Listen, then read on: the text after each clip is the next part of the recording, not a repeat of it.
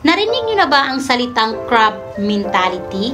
Yan yung masakit na katotohanan pero totoo siya. Pangit na pag-uugali o katangian ng isang tao o ng isang grupo. Maaari yung kapitbahay mo, kamag-anak, kaibigan, kapamilya, or maaaring ikaw din mismo. Sa wikang Filipino, tinatawag natin itong utak talangka. Sila ang mga klase ng tao na hindi kayang makita ang kapwa nila na umuunlad at maging masaya. Imbis na suportahan nila ito is kakaingitan at hihilain pa ito pababa. Ang klase ng kanilang pag-iisip ay kung hindi ko makukuha o makakamit ang isang bagay ay hindi mo rin dapat maaaring makuha. Iniipit kanila sa kanilang sariling mentality or mindset.